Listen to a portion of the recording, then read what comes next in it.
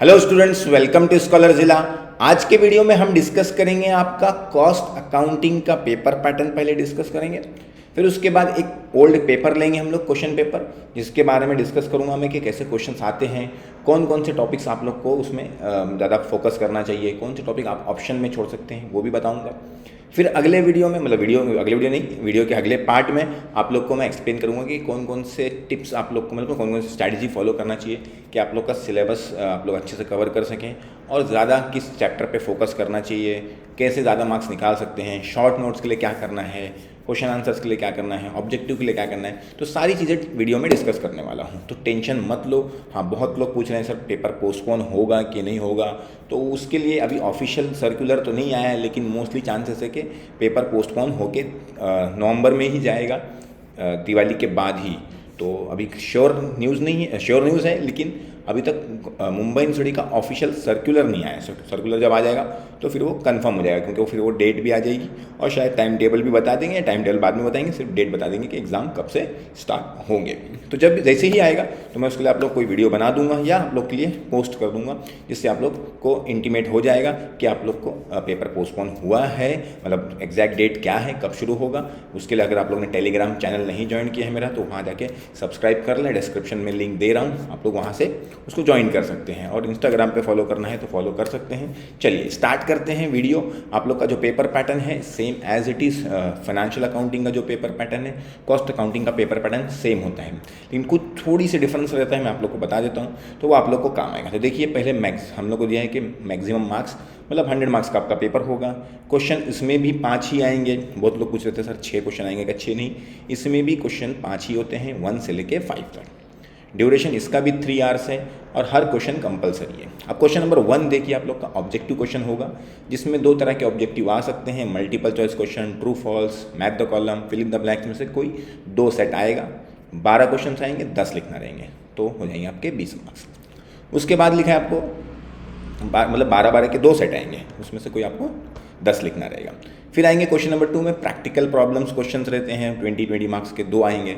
Question number 2 और question number 2 option में ही 2 के 2 रहेगा, दोनों में से कोई एक अटैम्प्ट करना रहेगा। 3 में भी वैसे ही है, 4 में भी वैसे ही, मतलब 2, 3 और 4 आप लोग का प्रैक्टिकल क्वेश्चंस होंगे। ऊपर नीचे क्वेश्चन दिया रहेगा, बीच में और लिखा रहेगा, या तो ऊपर का अटैम्प्ट करो या तो नीचे का अटैम्प्ट करो। सैम्पल पेपर नहीं, ओल्ड पेपर अभी मैं आप लोग के सामने उसको भी डिस्कस करूंगा, ताकि आप लोग को और क्लियरिटी आ जाए। फिर उसके बाद है क्वेश्चन नंबर 5। क्वेश्चन नंबर 5 में आप लोग को थ्योरी क्वेश्चंस आते हैं, 2 बड़े क्वेश्चंस आते हैं, और 6 शॉर्ट नोट आते हैं, उसमें से कोई 4 लिखना आता है। तो मोस्टली मैं स्टूडेंट्स को प्रेफर कर बोलता हूँ कि शॉर्ट नोट्स लिखो, क्योंकि बड़े आंसर लिखने में प्रॉब्लम होता है कि 99% स्टूडेंट्स को आंसर इतने अच्छे से याद नहीं होते हैं डिटेल में। तो अपने वर्ड्स में लिखने में इतना बड़ा मतलब 10 मार्क्स का अगर लिखना है तो कम से कम 2 से ढाई पेज आप लोग को लिखना पड़ेगा, तो उतना आप लोग लिख नहीं पाओगे। लेकिन शॉर्ट नोट्स अगर कोशिश करोगे तो 1 पेज अपनी मर्जी से लिखना है, अगर वो टॉपिक आप लोग को पता है तो आप लोग अच्छा खासा लिख सकते हो। तो शॉर्ट नोट पर ज़्यादा फोकस कर सकते हो। बाकी आपकी मर्ज़ी है, आपकी कैपेबिलिटी आपको पता है, आप किस चीज़ पे ज़्यादा बोलते ना महारत हासिल रखते हो, तो आप लोग अपने हिसाब से चेंजेस कर सकते हो। मैं किसी को कोई चीज़ के लिए फोर्स नहीं करता हूँ, बस मेरा जो एक्सपीरियंस है या जो मेरा नॉलेज है या जो मैं इतने साल से स्टूडेंट्स को पढ़ा रहा हूँ, वो आप लोग के साथ शेयर करने की कोशिश करता हूँ। अब नीचे एक चीज़ मैंने बोला ना कि आप लोग को फाइनेंशियल अकाउंटिंग और कॉस्ट अकाउंटिंग में डिफरेंस क्या है। तो डिफरेंस यही है कि कॉस्ट अकाउंटिंग में ना, फाइनेंशियल अकाउंटिंग में 10 मार्क्स को ना सब क्वेश्चन होते हैं, मतलब ये कभी 20 मार्क्स का दिया है ना आप लोग का, इसमें भी 10 मार्क्स के 2 क्वेश्चन पूछ सकते हैं। तो फाइनेंशियल में इतना ज़्यादा नहीं होता है, कभी कभार एक आध क्वेश्चन में होता है, लेकिन कॉस्टिंग में मोस्टली क्वेश्चन ऐसे होते हैं कि उसमें बोलते हैं ना, ये ऊपर के जो 20 मार्क्स है, 20 मार्क्स में 10-10 के 2 सब क्वेश्चन रहेंगे। लास्ट में लिखा भी देखो, practical problem of 20 marks may be divided into 2 सब क्वेश्चन ऑफ 10 मार्क्स ईच। तो ऐसा भी होता है। अब वो कैसे होता है, क्या होता है, अभी पेपर मैं आपके सामने ओपन करता हूँ, वो पेपर ही डिस्कस करते हैं। चलिए पेपर देखते हैं। अब तो पेपर है हमारे पास,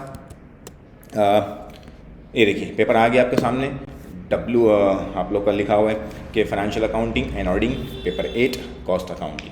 तो 100 मार्क्स का पेपर है, all question are compulsory, figures to right, indicate full marks, तो सब नोटिफिकेशन दी, नोटिफिकेशन आप लोग को कुछ इन्फॉर्मेशन दी है आपके पेपर के बारे में। Calculate figure up to 2 decimal point wherever required. तो याद रख लेना कि जब भी आप लोग कोई भी आंसर निकालोगे तो 2 डेसिमल तक आप लोग उसको लिखो, कि आपको ऊपर ही दिया हुआ है।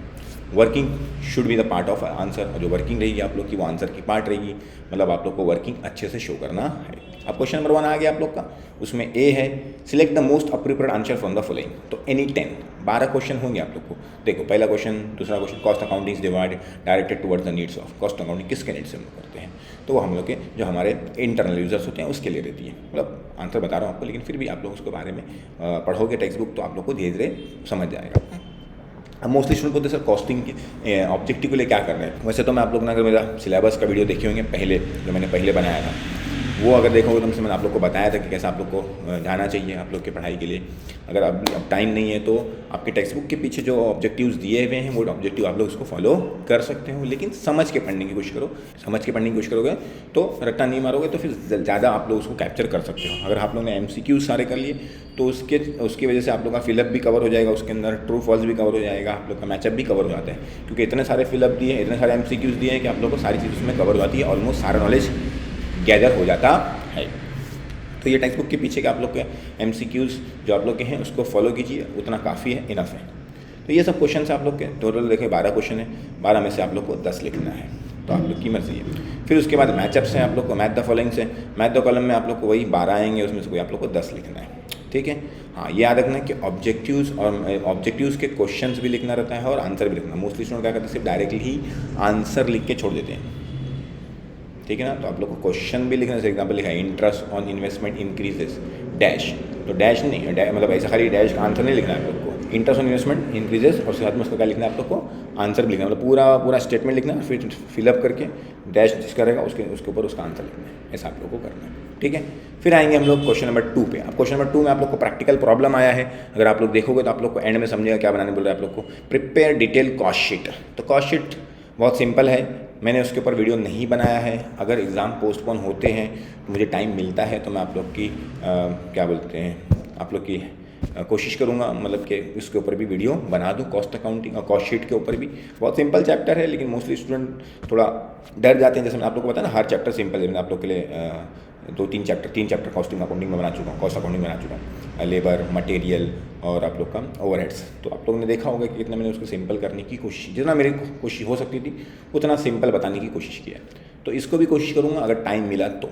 उसके बाद एक और चैप्टर बचता है जो आप लोग का रिकन्सिलेशन है, उसमें तो सबको चक्कर आती है, लेकिन वो भी बहुत ईजी है, लेकिन उसका अप्रोच किस तरह से उसको अटेम्प्ट करना चाहिए उसमें थोड़ा प्रॉब्लम आती है। तो टेंशन मत लेना, अगर टाइम मिला मुझे तो मैं कोशिश करूँगा बनाने की, वरना आप लोग इतने ही जो आपको इन्फॉर्मेशन दे रहा हूँ आप लोग उससे थोड़ा अपनी प्रिपरेशन कर सकते हैं। देखिए कॉस्ट शीट है, कॉस्ट शीट के ऑप्शन में क्वेश्चन नंबर 2 ही दूसरा रहेगा, उसके ऑप्शन में जो आप लोग को दिया हुआ है वो भी कॉस्ट शीट ही दिया हुआ है, लेकिन ये आप लोग को जो दिया है एस्टीमेटेड कॉस्ट शीट है। ऊपर वाली जो है एकदम सिंपल, एकदम बेसिक, खाली कॉस्ट पर यूनिट के साथ में निकालना है, और दूसरी वाली जो कॉस्ट पर यूनिट तो रखना ही रहता है, लेकिन उसमें साथ में क्या दिया हुआ है, एस्टीमेटेड कॉस्ट शीट। तो एस्टीमेटेड भी एग्जाम में आता है, लेकिन दोनों में से कोई एक करना है, आपकी मर्ज़ी कौन सा आप लोग कर सकते हो जो आप लोग को ईजी लगे, ठीक है। मैं तो प्रेफर करता हूँ सिंपल चीज़ को, तो ऊपर सिंपल है। हाँ, टाइम मिला तो बाद में सेकंड अटेम्प्ट करूँगा, लेकिन उतना टाइम मिलता नहीं है।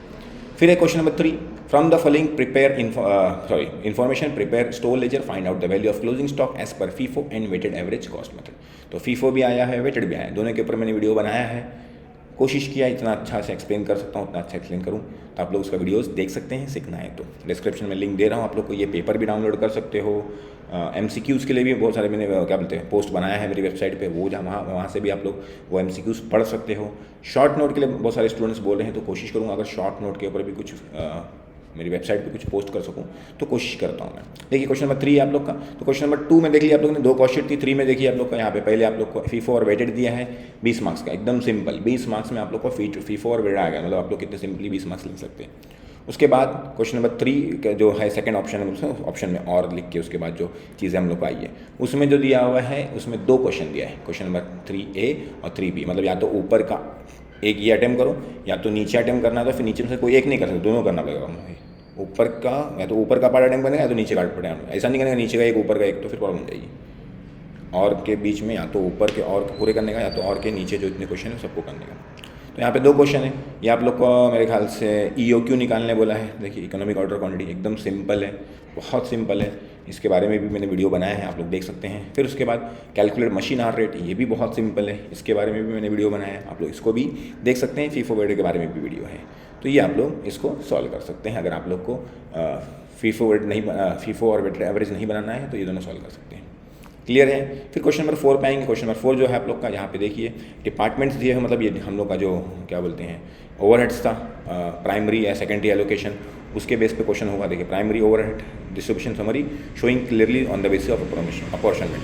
20 मार्क्स के लिए इतना सिंपल क्वेश्चन है, मतलब क्या बोलूँ आप लोग के लिए, एकदम सिंपल। देख लीजिए, तो ये 4 क्वेश्चन नंबर 4 में 20 मार्क्स डायरेक्टली खाली आप लोग को प्राइमरी डिस्ट्रीब्यूशन समरी पूछ लिया है।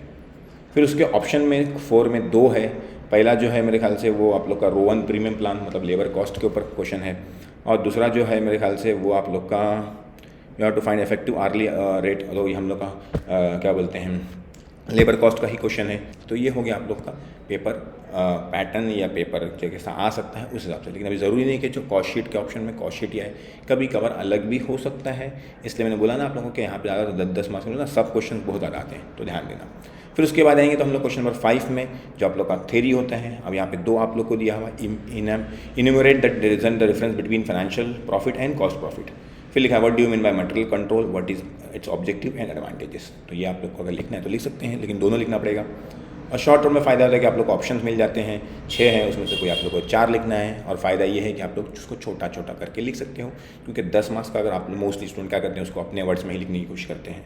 तो अपने वर्ड्स में 10 मार्क्स का लिखना है तो 2 पेज लिखना पड़ेगा। 2 पेज अपने वर्ड्स में जल्दी ज़्यादा हम लोग ना इतना एलोबरेट हम लोग नहीं कर पाते हैं, लेकिन शॉर्ट नोट हम लोग कर सकते हैं।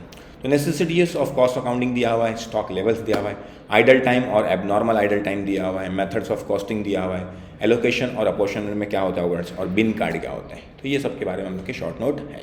अब मैंने बोला भी था आप लोग को कि फाइनेंशियल अकाउंटिंग समझाते टाइम पे भी बोला था कि कैसे आप लोग प्रिपेयर करोगे।